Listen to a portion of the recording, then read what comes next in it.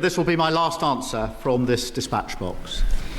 Every Prime Minister knows when they take up the torch that the day will come when they have to pass it on. That day has come for me. This is the end of my political journey. PMQs Unpacked on Times Radio. Unpacking the politics and cutting through the crossfire. And I'm joined as ever by Patrick Maguire. Hello, Patrick. Good afternoon, Hugo. How are you? Great, gripped by patriotic fervour. You're not dressed in black in mourning for Keir Starmer's last PMQs? I can't see any armband there. No. No. You put on an armband, you look even more like Harry Kane than normal. Yeah. Tell you what happened to me in. I was watching the France game last night in the salubrious setting of O'Neill's on Wardour Street in Chinatown, just off Leicester Square, and a man asked me for a picture. Because Really? he had a T-shirt with Harry Kane and Jude Bellingham on it, both of them smoking fags and flicking the bird, did you say, to the camera? And he said, "Oh, mate, you look just like Harry Kane. Can I have a picture with you?" Saturday night, someone got a picture of me because I look like Harry Kane. Pub Garden on Saturday night was chanting Harry Kane at me. So yeah, You can make some money. Were you wearing the shirt? Were you wearing an England shirt? Absolutely. Look, I've got some dignity. I'm a grown man. So's he. And we're also blessed with the presence of Lara Spirit. Hello, Lara. Hi, Hugo. How are you? How are you? You ever been confused with an English footballer? No, I haven't. But What a mad question. I did do get apologise. a message the other day from someone that I'd met in DC, just completely out of the blue, hadn't spoken to them months, being like, "Okay, tell me if this is crazy, but doesn't Patrick Maguire look so like Harry Kane?" Really? Yeah. That's wow. And I was like, I'm afraid you're not the first person to suggest that. Did you always know this, or has it happened recently? Well, I used to in 2018 at previous tournaments. I've got Fat Harry Kane. Right. My old boss, Jesus, the New Statesman, Stephen Bush, used to say Harry Kane the MLS years, which. You're not a football fan, so you're looking blankly at me. MLS is the Major League Soccer. Is this going to last long, Patrick? No. A single sentence. At the end of a player's career, when they want to make some money, but they're not very good anymore, and their legs have gone, and they've put a bit of weight on, they go and play in the MLS. So right. Stephen Bush's joke was that I look like Harry Kane at the end of his career, trying to reignite the old magic in America. Well, okay. Great story. Homeless Harry Kane. I used to get that. Just bit. stop talking. They've got a Lionel Messi looking like on the front of the Star today, so maybe that could be you tomorrow. There you go. You never know. It is. Perhaps more importantly, Keir Starmer's last PMQs today. It's his 64th and final one. You've both been with me in the studio for a lot of them. I'm feeling really, really warm and nostalgic. Lara, how excited are you on a scale of 1 Keir Starmer to 10 Keir Starmers for what's coming up today? Oh, I would say I'm sort of 8 Keir Starmers. That's pretty excited. I genuinely think it'll be very interesting to see how people react to him, whether or not he shows any emotion, how he handles it. I can't wait. Well, let's remind you what his first PMQs was like, which is back in July 2024. This morning I had meetings with ministerial colleagues and others discussing how this government will bring about the change the country has decisively voted for. Leader of the Opposition, Rishi Sunak. And I also join with the Prime Minister in his warm words about our Olympic athletes. I've no doubt that after years of training, focus and dedication, they'll bring back many gold medals. Although, to be honest, I'm probably not the first person they want to hear advice from on how to win.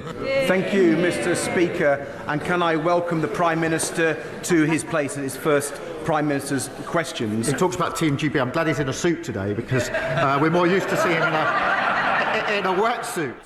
It's just been a bundle of laughs from the start, hasn't it, Patrick? His voice was so full of hope and optimism and life. Do you think he'll be demob happy, speaking freely? Will he be doing that whole thing of? Will he be basically like Nicole Kidman when she walked out of her lawyer's office after her divorce from Tom Cruise, just suddenly looking sensational and free? Well, he's definitely loosened up a bit in the last few weeks. What's that famous line? Nothing became in like the manner of his going. Yes, exactly. It's Macbeth, is it not? The Scottish play. Thank you. Scottish play. Sorry. Well, we're not in it, so we don't actually have to do that. And I think he's loosened up. I mean, there's still there's quite a lot of bad feeling about how this has happened, but I think carrying himself with dignity and grace is important to Keir Starmer. Wants to be the bigger person, and he's going to the football on Sunday if England win tonight, so he's got a lot to look forward to. In the cabinet this morning, as you were discussing earlier, gave him a lovely gift of a clock. Some of them cried, some of them wept as David Lammy paid a fulsome tribute to the Prime Minister. They wept as they gave Keir Starmer a clock. Yeah, they wept. They're going to miss him that much. They wept. And he was really pleased with it. Who wept? Rachel Reeves wept, but anyone else weep? Well, I don't have a full list. Right, okay. I'm trying. I'm working on it. Lara, Kemi Badenoch today, presumably, deep down in there is an element of warmth she's capable of showing towards somebody, even if she doesn't like them politically. Do you think she'll manage to get herself into that mode? I think that's a good question. I mean, I think it's an outstanding question how Kemi Badenoch is going to approach an Andy Burnham premiership. She will, and other Conservatives around her, do feel very happy about what's happened, but also probably want a little bit longer before they would look forward to anything like an election. So, I mean, I don't know. Let's see. I think that she is probably likely to be as she's been in recent Prime Minister's questions. People around her think she's improved. I think we can all agree that that's definitely true in her delivery and performance of PMQs, but it is invariably combative. And I don't think that she will miss the opportunity to make a sort of, series of shots at Keir Starmer, despite it being his last outing. Amanda gets in touch and says, get on with it. Amanda, there's a lot of preamble. They're still asking their first question. We'll be on it as soon as we can. I'm sure it's coming up extremely shortly. Patrick, just before we go to the first question, because I think we've actually got it now. How would you kind of, like Keir Starmer, generally, the arc of his performance at PMQs, has he got better? Has he got worse? Has he stayed exactly the same as an unchanging brick? No, he's obviously he's better at it than he was, certainly. And you can't really compare the opposition thing, but he was pretty bad at it when he started in opposition. By the end, he'd got the hang of it. I mean, I think he's better than he was when he started, but this isn't his natural register. He was never going to be brilliant at it. He doesn't embarrass himself, but it's not his natural métier, is it? And yeah. And which is interesting, right? I was watching Andy Burnham's Hillsborough speech last night. And the really striking difference between Andy Burnham and Keir Starmer is it's all in the delivery. Andy Burnham is able to extemporise a speech with occasional reference to an A5 page of handwritten notes, whereas Keir Starmer, Nigel Farage likes to say he watched Keir Starmer's first speech as Prime Minister and he looked down at the piece of paper in front of him about 162 times or something, right? So I think that's going to be a big difference. So Keir Starmer was never going to be amazing. I think Andy Burnham will be a more natural performer because that's his vibe. Let's get question one. Mr. Speaker, can I start by thanking the Prime Minister for the way he responded to the murder of Anne Widdecombe last week. This is the first opportunity I've had on the floor of the House to commemorate her life. A lot has been said about how she died. I want to focus on celebrating the life she lived. She was a woman of high principle, profound beliefs with a wicked sense of humour, a wonderful combination of being a serious person who did not take herself too seriously. She changed her faith from Anglican to Catholic and from the Conservative Party to the Brexit Party, but she always remained part of the Conservative family. You may not always have agreed with her, but Anne Widdecombe was a woman who said what she meant and meant what she said. Hers was an honesty that made our politics better. Her wit and forthrightness sat alongside a deep humanity and decency. She had wonderful turns of phrase. She said, we need less political correctness and more political courage. She said, if we deny our culture, become nothing and everything, that weakens us. And finally, Mr. Speaker, she also said, it is a truth universally unacknowledged at Westminster that there is life after politics. So with that in mind, I turn to this Prime Minister's final questions. Mr. Speaker, I wanted to make sure that I got the tone right today.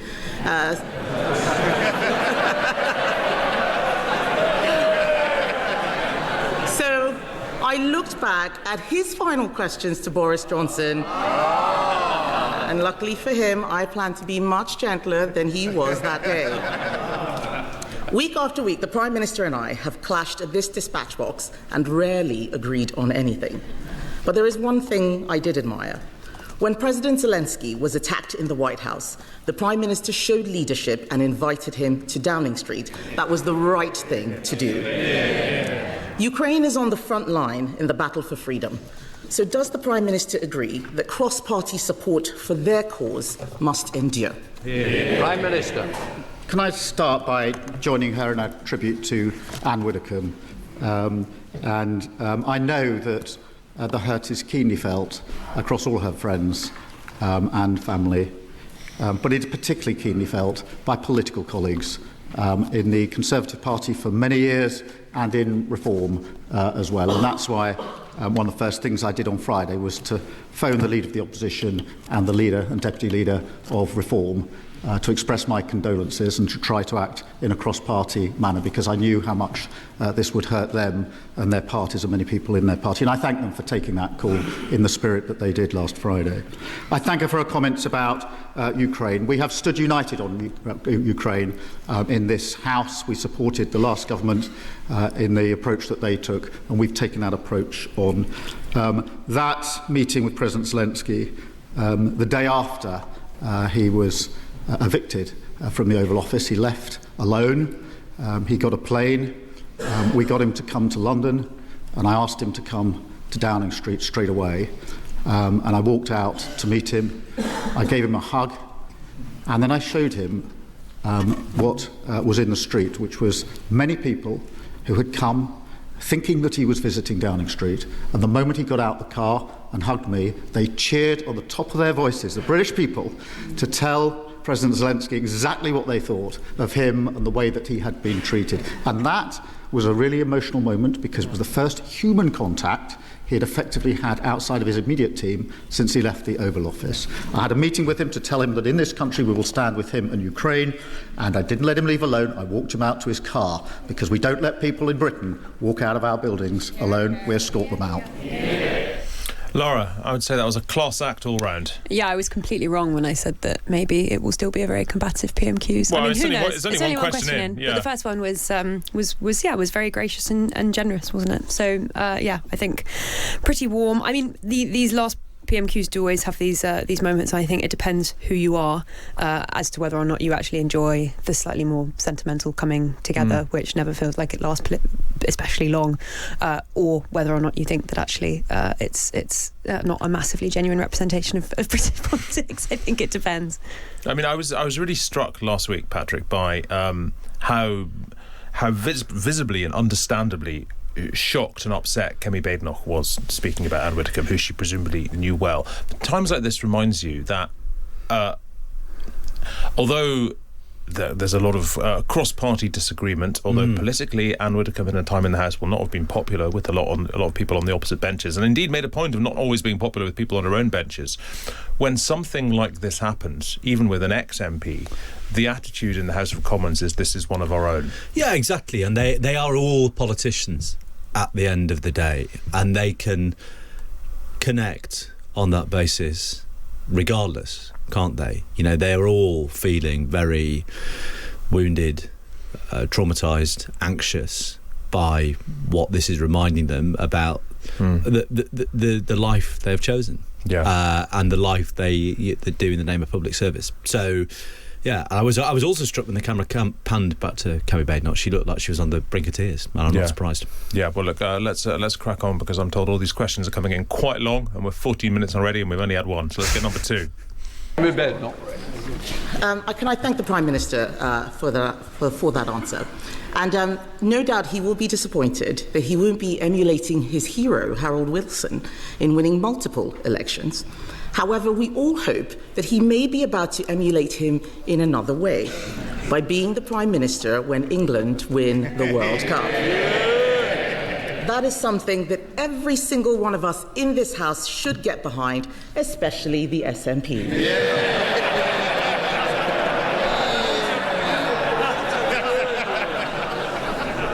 Mr. Speaker, as leader of the opposition, the Prime Minister led his party to a landslide after a historic defeat. I fully intend to do the same. But if you want to lead this country, you should set out your plans to do so. We have. But one politician intends to spend the summer avoiding scrutiny, refusing to set out his plans. So does he not agree that what the country deserves is a televised debate between Nigel Farage and Count Binface? Prime Minister.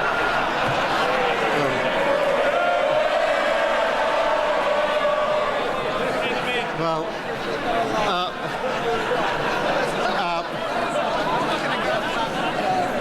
Mr. Speaker, they intend to spend the summer arguing with the bin. My advice to everyone is put your vote in the bin. Mr. Speaker, can I just say that I'm delighted today that we are joined in the gallery by some of the people I've met across the country in opposition and in power. And these are the people in the gallery today who are in my mind's eye. People like Trevor and Lewis. They worked together at JLR for over 30 years, and I visited them just before we got the deal with America when tariffs were threatened, and I faced the entire workforce that day who were very, very concerned that they were going to lose their jobs because the tariffs would not be possible for JLR. When we went back, when we got the deal, I took the call from President Trump at JLR in Solihull so that they could hear the deal and they knew exactly what it would mean for them. The only mistake I made was putting it on loudspeaker, which of course is always a slightly unpredictable thing to do when you've got President Trump on the other end. But luckily he agreed the deal and the cheer went out. But these are the people across the galleries who are here with us today that are always in my mind's eye. Patrick, an actual genuine laugh at a Kemi Badenoch question at PMQs doesn't happen very often, but it's just so incredibly Keir Starmer to respond by using the exact joke word for word that Rachel Reeves used last week, and not realise that he's speaking to a PMQs watching audience who are the people who will have already heard that joke word for word. It's come from the central banter typing pool at Labour HQ, I think, that arguing with a bin joke. Does he really think people should throw the votes in the bin? I think the funny thing about that, Hugh, that was also a joke. But jokes have got to have an element of either truth or doesn't he? He's saying put your vote in the bin, and you think, which bin? Why would you do that? Because the vote, people died for the right to vote, right? Like, why would you put it in the bin? But then one of the guys addressed the bin. Yeah, but also his bin's upside down, so it would just fall out. Yeah. Although there's a little slit in the bin, isn't there? We could put it in there, but it would just come out by the neck. Lara, do you want to join in on this at all? Or should we just get the next question? It was a very unfunny joke. Is there much more to say about it? Kemi's was good. Kemi's was good, yeah. Kemi's was good. I think, yeah, you're right. She's got an element of humour there, and obviously immediately followed by questions of whether Farage was there, which it sounds like he's not, but I'm willing to be corrected. Well, no, because he's resigned as an MP. Oh my gosh, of course, sorry. Yeah, there we go. No, don't worry, I had that thought process too. Yeah, so Amanda of Get On With It fame text to say, isn't JLR a pop group? Amanda, no. Let's get question 3. JLS were, though, remember them? Again, it's a joke, Patrick, it's a joke. Question 3. Mr. Speaker, I know how much the Prime Minister has come to enjoy our exchanges. In fact, in the King's speech last month, he told me that on difficult days, my input was always a ray of sunshine. He might not have answered many of the questions I asked him, but at least he turned up. It is important to respect Parliament. So does the Prime Minister agree with me that his successor should come to this place and answer questions rather than scurrying away for the summer? Yeah. Prime Minister. Well, Mr. Speaker, as Prime Minister, I've participated in over 60 PMQs. Always a pleasure, always something to look forward to. And I've answered, or at least given answers, on 2,800 times, and I'm sure she will question my successor in the same way. And I'm sure she'll forgive me if I just mention one or two others who are in the gallery who have been affected by the decisions we've made, because Billy, who is sitting in the gallery in front of me, was diagnosed with breast cancer in 2023. She was there, Mr. Speaker, when we launched our plan for change, and she's been a tireless advocate for better cancer care. Billy joins us today from the Special Needs School where she works in London, and I'm pleased to tell the House that Billy's cancer is in remission. What he wouldn't be drawn on there, Lara, is the question of Andy Burnham and whether he's dodging questions over the summer. Yeah, I mean, this is the current Conservative contribution to this debate, which is obviously that the big decisions that Andy Burnham will be making will be made when Parliament is in recess. Now, the Conservatives' response to that is to try and make sure that he answers questions on Monday. And initially, when I'd heard from some MPs concerns about whether or not Burnham would be around, I thought, well, maybe there'll be a proposal that would see, MPs sit for even longer. But actually, I think it's worth saying that MPs do value their summer break quite a lot. that. And so when I saw the Conservative proposal to come back for a day, I thought that was quite interesting. Obviously, Andy Burnham hasn't budged on that. I think you'd probably say that might be fair enough, given that he's going to be quite busy appointing a cabinet on Monday, as well as Patrick's mentioned, sort of addressing the nation and getting going. But that will be the key Conservative charge, which is not unreasonable. We have changed Prime Minister, and MPs don't have an opportunity to ask about some of the big things that we're expecting he'll do in the early days in office. Are you expecting, Patrick, just mad chaos on Monday, or do you think most of it's going to leak out before? When you say mad chaos, no, I think we will be learning who Andy Burnham's cabinet is. But so will he, because I mean, look, we've all been around long enough to know that when you appoint a cabinet, your fantasy dream cabinet is never the one you end up with. There's always someone who won't move, who won't do the thing, who won't do that thing. Well, exactly. I mean, he does have a free hand to just whack the people he wants to whack. I mean, the big question, of course, is how graciously or with what level of enthusiasm does Ed Miliband accept a job that is not that of Chancellor of the Exchequer? I'd say that's the big variable. Keir Starmer learned to his cost, by the way. Ed Miliband is not an easy person to argue with. So let's see. But, we will be learning all of this from the, I'd say, quite orderly scene of people sashaying up Downing Street for their appointment with the Prime Minister. Well, so the people getting in touch, Elizabeth on YouTube says, Kemi being charming today, I like this incarnation, whereas Alexander on WhatsApp says, I don't know how to deal with this, but I'm finding myself quite enjoying the Leader of the Opposition this afternoon. There we go. Let's get a question for... Can I thank the Prime Minister for that answer and paying tribute to so many of the people who he has been able to help. In fact, I remember when I started this job, the Prime Minister was very helpful to me, saying that I wouldn't last the year. Life comes at you fast. He spent a long time laughing that I'd lost control of my party. I think he should have been paying attention to his backbenchers instead of mine. But everyone in politics would do well to remember how quickly political fortunes can change. I know that he has been asked and he's being diplomatic, but on that note, does he have any advice for his successor? Prime Minister. Mr. Speaker, I will give my wholehearted support to my successor. I want this Labour government to be a success. I want our country to be a success.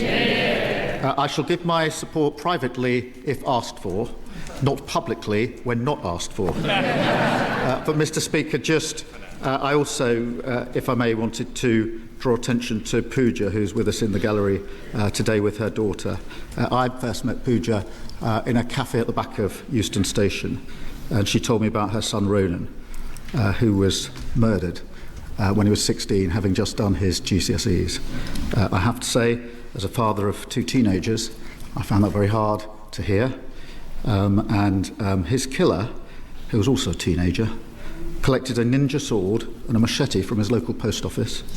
He bought them online using a parent's credit card, a fake name with no ID checks. And when I heard that, I said to Pooja that I would campaign with her to get the law changed and make a commitment and a promise to her.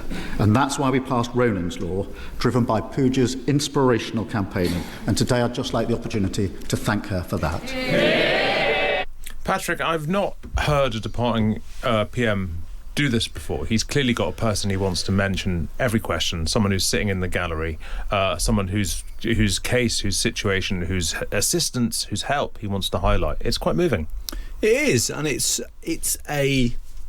quite a classy way, you would say, of responding to critics who say he leaves a pretty rubbish political legacy. Well, basically Keir Starmer is saying here, Westminster might condescendingly say I was a terrible Prime Minister, but look at all the people to whose lives I've made a profound difference. That's what he's saying. If you think it's that calculated. Well, no, I don't think it's not. Sorry, that makes it sound calculated, but no, clearly it matters.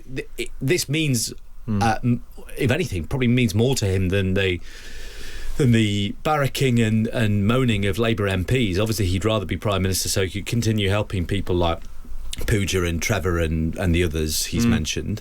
But I think that's for him. That'll be his real legacy. If you read, say, Tom Baldwin's book, this is the on Keir Starmer. This is the sort of stuff means most to Keir Starmer. The feeling that he is helping real people.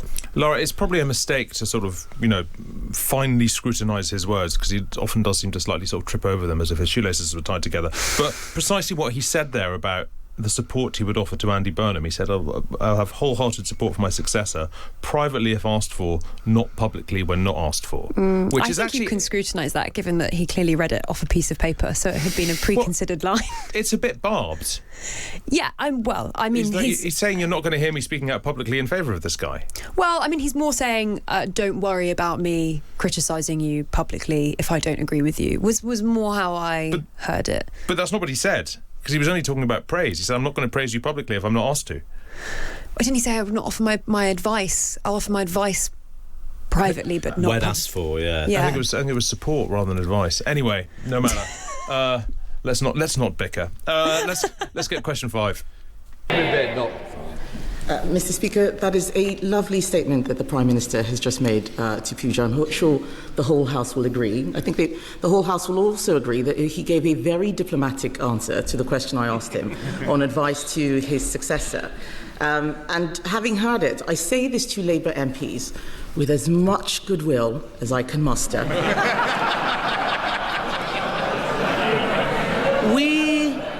We have been where you are.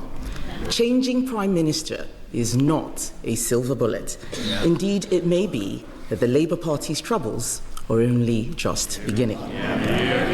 Solving the fundamental problems in this country will require difficult decisions. And you also need to know how to get things done. The Prime Minister once said that when he pulled the levers, nothing happened. Why did he think that was? Minister. Well, Mr. Speaker, we did pull the levers. We pulled the levers to stabilise the economy, and we've stabilised the economy. We pulled the levers to strengthen our public services, and NHS waiting lists are coming down at the fastest rate for 17 years. We pulled a big lever on child poverty, and this government will be doing more on child poverty than any government ever, including previous Labour governments. We put the biggest investment into defence and security, and our international standing has been restored. But, Mr. Speaker, we also pulled the lever on the individual cases that matter, including individuals like Carla, who's in the gallery today. She was one of the parents that came to see me about online harm and the harm it can do to our young children, and that's why we banned social media for under 16s. And Daniel, who's also here with his son, who spoke to me many times about the struggles he's had with the cost of living and the need for a safe and secure home for every family and every child to grow up in. They're the people, Mr. Speaker, that matter more to me than anything else, because it's their lives that I think about when we make decisions in this government. Lara, we may have discussed this before, but the lever thing, that goes back to Kemi Badenoch's criticism of Keir Starmer, that he thinks when he pulls the lever and nothing happens, he blames the lever, which has always annoyed me, because that is literally how levers work. If you pull a lever and nothing happens, that is the lever's fault. Yeah, it's not I your think fault. part of the reason why this is, which this has sort of gained its place in recent political mythology, is because Starmer did physically grab for a lever when he was asked. Was it in the liaison committee? It was, just last Christmas, yeah. And it sort of did encapsulate this sense of he great mined a impotence lever from him. Yes. Yeah.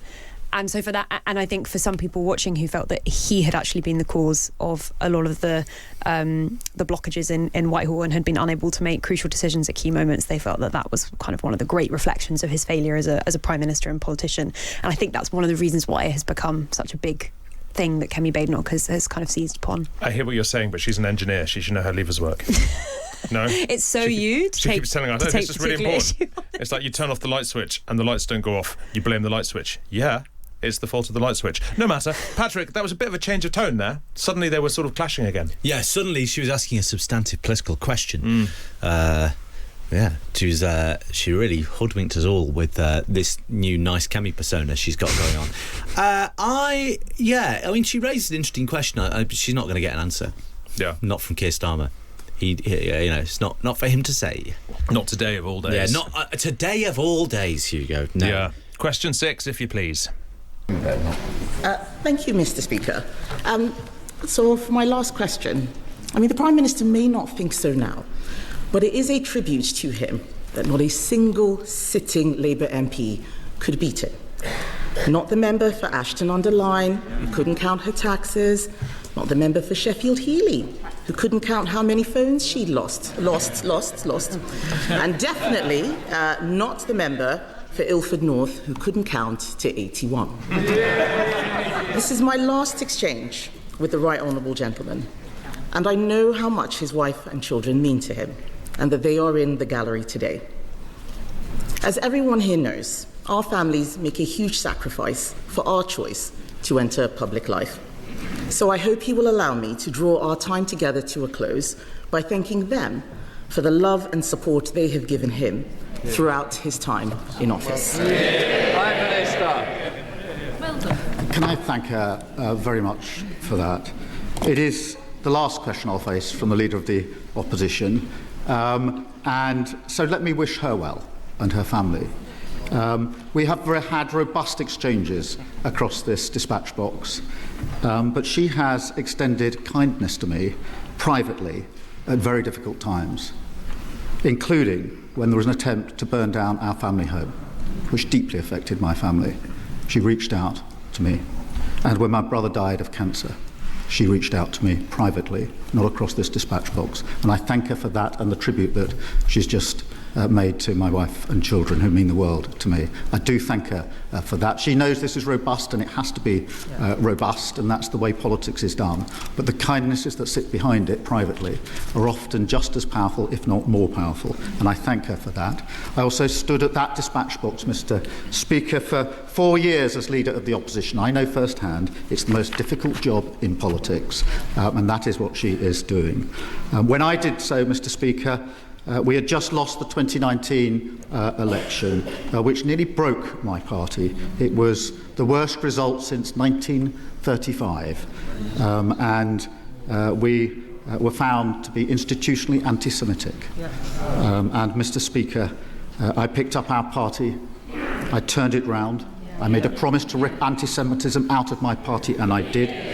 I turned my party to face the country, and we won a landslide Labour general election. And after 2 years, we've stabilised the economy. We have invested heavily in our public services. We put better protections in for children, particularly on child poverty. We've strengthened our defence, and we've enhanced our international reputation. I'm proud to leave this country in a better shape than I found it. Patrick, something that strikes me about all that is, particularly the last couple of questions where she's been just as warm but with a barb, she could do that all the time. Well, is it? Yeah, no, I think so, and I think I think she might have to apply that approach to Andy Burnham, to be honest, because you can well imagine Kemi Badenoch not getting a rise out of Andy Burnham, and what we've seen today is actually quite significant for going forward, because I wonder whether she had another gear, and we've seen it. You know, she can ask questions without. You know, she can ask questions in a different way, and I think she might need that with Andy Burnham, because you can sort of well imagine Andy Burnham sort of chuckling amiably at Kemi Badenoch. He's got a mocking glint. Yeah, and he's a much more assured and fleet-footed parliamentary reformer, so she might well have to adapt her style, and maybe that's the way in which she'll do it. I just reflecting on what Keir Starmer said there, I'm sure I will get texts in the next 10 minutes from several people saying me. It's always I. It's always the first person pronoun with Keir Starmer. I mean, it feels churlish to point that out. You know, it's his last PMQs. He's not paid tribute to his cabinet. Well, why would he pay tribute to his cabinet? Well, they chucked him out the window. I mean, after that gift, I wouldn't either. Who's he got left to thank? Yeah, they chucked him out the window and gave him a carriage clock, for God's sake. Yeah, I've just sort of, when Patrick was talking there, Lara, I just had this horrifying vision of Kemi Badenoch and Andy Burnham facing each other across the dispatch box. It's not going to be like flirtatious, is it? I don't know if we're going to get sort of particularly coquettish vibes from PMQs going forward. But I do completely agree with Patrick that Andy Burnham as a politician is someone who puts a lot of value in not looking like he's being mean or abrasive or combative in the way that he deals with other people. Makes a great deal of not just the Progressive Alliance, but the style of politics which we saw during the Make You Feel by-election, where he didn't really even attack Nigel Farage, which is something that Starmer has done obviously very explicitly and has been a long-standing policy of his. So I can completely imagine a situation in PMQs where Andy Burnham tries to do something that's a bit warmer and different in his manner of performance, and that will perhaps force Kemi Badenoch to do the same. Well, just before we move on, you'll be delighted to know that a lot of people are now texting in about levers. levers. Chris What are they says. saying? Chris says it's what the lever is connected to, not the perfectly working lever. You arts graduate. I don't know, Chris. Think of Archimedes saying, "Give me a lever and a firm place to stand, and I can move the world." It's not like, where does the lever end? When does the lever stop being a lever, become the machine? Not sure. Meanwhile, someone calling himself fittingly handyman says, in your light bulb analogy, if you turn on the light switch and the light doesn't work, it's the fault of the bulb, not of the switch. I think I said if you turn off the light switch and the bulb doesn't work. I don't know. Whatever. Keep your lever comments coming. Really, I do find them so fascinating. Let's have a listen now to the best of the backbenchers, and we obviously begin with this. Now, it's the moment you've all been waiting for. What did Ed Davey say? Well, Lara, it's time to find out what did Ed Davey say. Let's listen. Can I join the whole nation, and hopefully every nation, in wishing England well against Argentina tonight? After their superb win against Norway. And it's the last job of the Prime Minister to make sure we win the World Cup. But can I also pick up on a remark from the Leader of the Opposition about the by-election we're about to see in Clacton? I have to tell her I cannot back joke figures with ridiculous policies, which is why I'm supporting Count Binface. Mr. Speaker, as the Prime Minister finds himself with more time on his hands, can I recommend the new Toy Story film? For those of you who don't know Toy Story, its main character used to be in law enforcement, but was mainly known for being a little wooden, but was replaced by a shiny new action figure from far away who thinks he can fly. And the name Andy on everyone's lips. Perhaps, Mr. Speaker, maybe the Prime Minister should give that a miss. But does he share my fear that when it comes to Britain's national debt, the Right Honourable Member for Makerfield's plan is to infinity and beyond? Prime Minister. Mr. Speaker, can I first? So it's a very. He's clearly angling to go on Strictly Come Dancing, and no doubt he'd be very good at it. And I've some good news for him, because he is, fittingly, the Right Honourable Member for Chessington World of Adventures. And I'm supposed, and he talks about the economy, I'm pleased to tell him that thanks to our summer savings, his family can save nearly £20 when they visit this summer. I mean, it's all very warm and nice, Patrick, but it's also kind of like the dinner party from hell. Where to start with? It's like with Ed Davies' jokes, you can see them. I feel like, a terrified teenage girl tied to a railway line in a Buster Keaton film, right? Like it's like the train is all the way. Humour. Yeah, no. exactly. Yeah. The Union Pacific train is hurtling towards me from 5 miles away, and all I can do is chafe against the Hessian road. Is it just the way he tells them? Yes, it is exclusively the way he tells them. Exclusively the way he tells them. But also, it's like he just. Oh God! I mean, it's not. Like, thing is, it's like you can see where the joke is going. It might make you titter, but sort of like also, Toy Story. Who pronounced it like that? Toy Story. It's just so strange.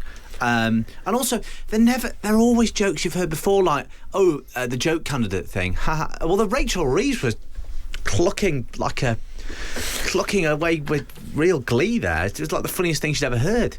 Lara? Yeah, I mean, I kind of disagree. I think the joke itself was also extremely unfunny. I think it's a shame when people spoke about how, Ed Davey might have had privately, perhaps slightly, or may have held Starmer in slightly higher esteem, perhaps, than the Conservatives did, and there was some potential there as two former lawyers, etc., for them not to have, a difficult relationship. Obviously, they have had a not particularly friendly relationship with PMQs, but I just thought there was obviously a potential there for Davey to do something, if not as magnanimous as Kemi Badenoch, at least slightly poignant and significant, and obviously he just didn't do that, and he tried to be funny and it wasn't even funny, so a great shame. Quick lever update. Brian from Glasgow texts in and says you can blame everything on levers, all 52% of them. Nice, Brian, like it. Meanwhile, Chris has texted me about fulcrums. Let it go, man. Let's get our next question. This one is from the Labour MP and welfare rebel Rachel Maskell. Speaker,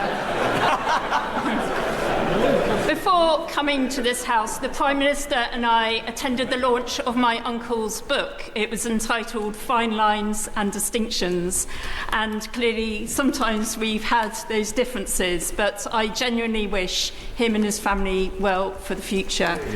But before he places his pen down, I understand there's a tradition to leave a note for your successor, and in wishing all honourable members the very best of summers, I ask that he asked his successor, the Right Honourable Member for Makerfield, to enact my legislation to licence short-term holiday lets and ensure that we can protect our communities from family houses turning into party houses in our residential areas and ensuring we keep those housing costs down.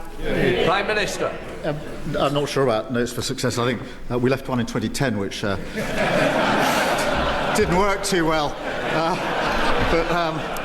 Mr. Speaker, I'm sure that my successor will look at our private members' bill, and I'm proud to have overseen the biggest boost to renters' rights in a generation. We've kick-started the biggest boost to social and affordable house building, and wherever people live, they deserve a safe, secure home that they can call their own. Richard Ty. Yeah, I wasn't so interested in that question, but I am quite interested in Rachel Maskell. Do either of you want to explain to us the significance of Rachel Maskell? Because she's a sort of serial rebel, right? Yeah, and she had the whip withdrawn at one point in this short-lived premiership. She's a persistent welfare rebel, called for Keir Starmer to resign quite early. Although, funny story, well, it's not actually a funny story, or even a story. I mean, relative to what we've heard over the last 5 minutes, it's probably quite funny. My only ever extended interview with Keir Starmer came in March 2020.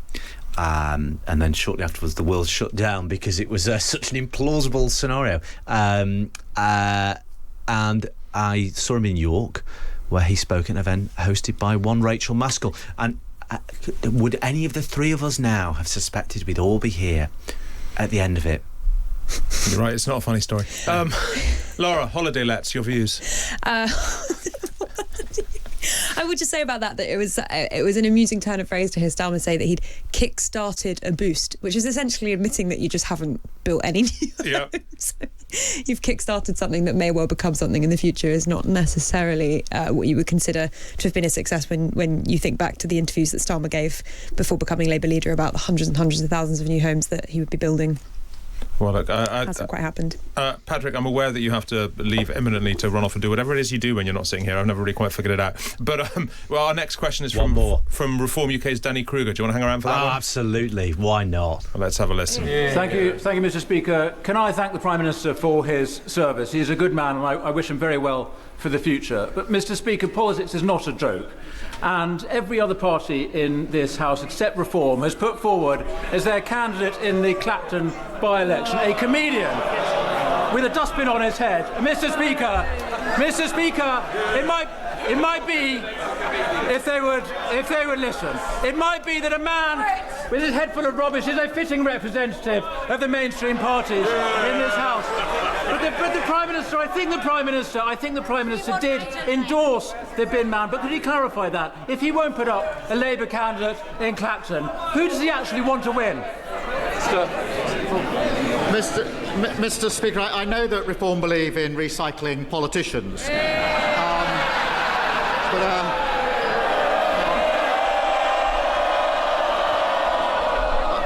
I wonder that's if he really thought spending his summer arguing with a bin was what he had in mind when he defected to the benches up there.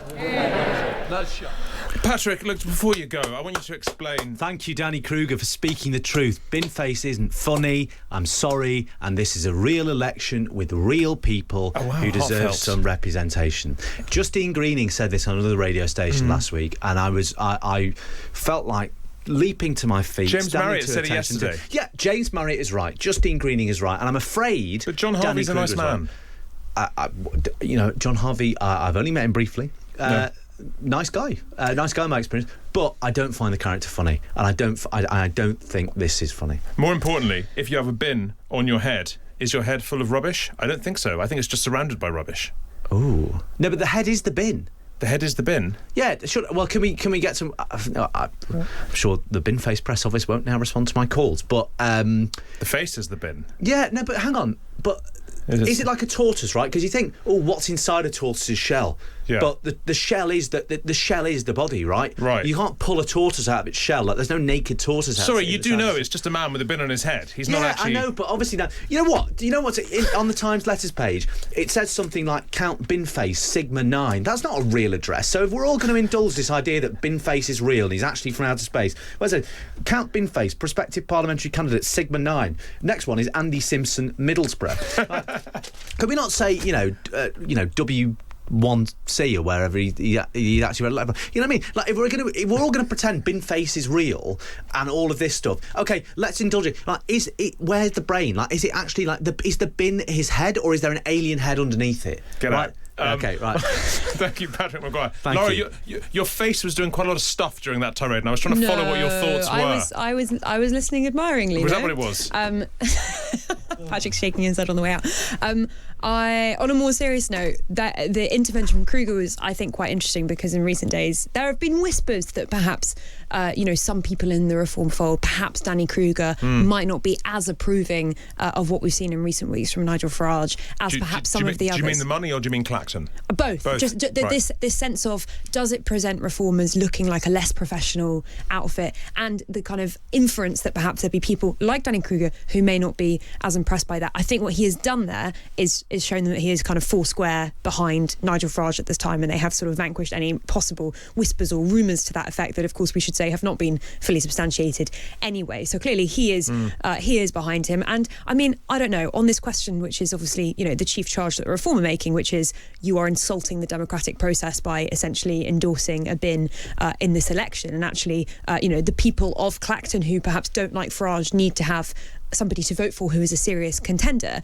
I think you do just need to look at the polling on this, which does suggest that actually, and we had some in the Sunday Times over the weekend, which does suggest that actually, largely, voters do think that he's called this by-election to ward off questions about his finances and other things, rather than because, he wants to have a kind of people versus the establishment, or give them the chance to determine this, etc. So I think it's obviously a very knotty political one, but I think it was a strong intervention from Kruger insofar as he will have known before today that there will have been a number of jokes about Count Binface because of the tedium of the Commons, and it was, I think, important that the person who is seen in reform as one of the big thinkers, right? He's doing the preparation for government. He's seen as the kind of, academic, one of the academic ones, more academic ones perhaps, that he's coming out and saying, with the context that we've seen in recent weeks, you're all ridiculous. You need to take this all a lot more seriously, and actually we at Reform are rising above this. I think people in Reform will think that was a strong intervention from him. Meanwhile, lots of texts coming in about whether if Binface's face is the bin, what the back of his head is made of. But God, that's even weirder than leaders. Please, let's not can we go stop there. talking about Binface? Look, the final question, Keir Starmer's final question at PMQs we have now. This is from the Labour MP Carolyn Harris. She's Keir Starmer's former PPS and was co-chair of his leadership campaign. Oh, I can do this. Can I thank my right honourable and very dear friend for everything he's given to our party and our country. There were few who believed we could make the changes needed to bring in a Labour government after the general election of 2019 when he became leader. But today, because of his service and his leadership, children are growing up in a fairer Britain. We stand tall on the world stage, and every day we've seen his decency and his courage shine through. Can I thank him and his wonderful family on behalf of me and my family for their cherished friendship, and I am certain everyone will join me in wishing him and his family the very, very best for their next chapter. Can I thank my honourable friend for her question, for her support and friendship to me, to Vic and to the kids. Whatever the challenge, she has always been there for us, particularly Vic and the kids, and I really thank her for that. Mr. Speaker, this will be my last answer from this dispatch box. Every Prime Minister knows when they take up the torch that the day will come when they have to pass it on. That day has come for me. This is the end of my political journey. In 6 years, went from historic defeat in 2019 to historic victory in 2024. And in 2 years in government, I leave the country in better shape than I found it.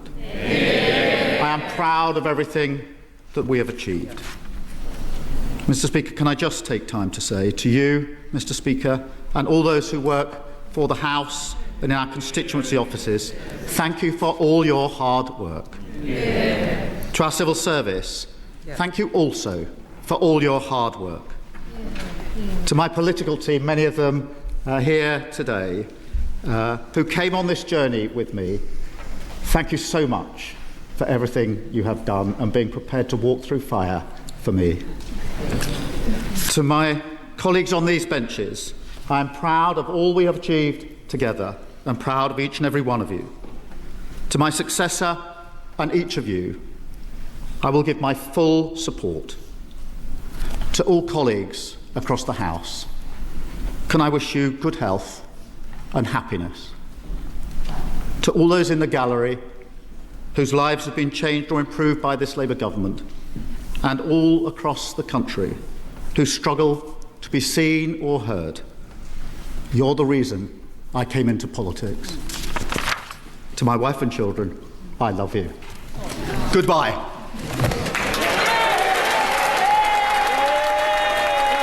Yeah, lots of cheering there from the people who just got rid of him. That was quite moving, Lara. I guess it's always guaranteed to be quite moving. That was Keir Starmer's, of course, his last appearance as Prime Minister at the Dispatch Box, and from what he was saying, presumably his last appearance at the Dispatch Box ever. Yeah, I mean, he was, very open about the fact that he felt this is the complete end of his political journey, and I think most people would agree that is, a broad reflection of the basic political reality of the way in which he's been ousted. It kind of charted quite a similar course to his resignation speech that we saw on that fateful Monday, particularly the sign-off with reference to his family, where his voice slightly broke. You heard that there as well, with his family being in the gallery. So, I think for that reason, many people will be feeling fairly emotional about that. But I think your sign-off there was completely correct. The people standing up and clapping, who are some of them who I've spoken to, already sort of being like, oh, Keir Starmer's actually a really decent guy, having been absolutely sulphurous about him particularly after the May local elections. I think we'll remember him now more fondly in the manner of his departure, and it was very clear by the way that he was speaking there that he intends to be a cooperative post-Prime Minister when Andy Burnham begins. And I think, judging by the nature of Keir Starmer, you would largely expect that to be the case. I mean, he certainly won't be speaking out against him or briefing against him, you would expect. So, I think, relatively unsurprising, but more, I think it's making me think back to Rishi Sunak's final Prime Minister's questions, where, he didn't make it as emotional an affair. You'll remember, I mean, he made many light-hearted jokes about that. He said, took on the guise of a backbench MP and joked about, I think, the A66 in his constituency. Said, if anyone need me, I'll be in Richmond in Yorkshire. So it was a particularly unique Prime Minister's questions in that mould, and I'm kind of torn about it, to be honest, because I think on the one hand it's lovely and people get taken up in it, and people would say it's quite poignant. On the other hand, it does lend a degree of insincerity to the exchanges they have not on these dates.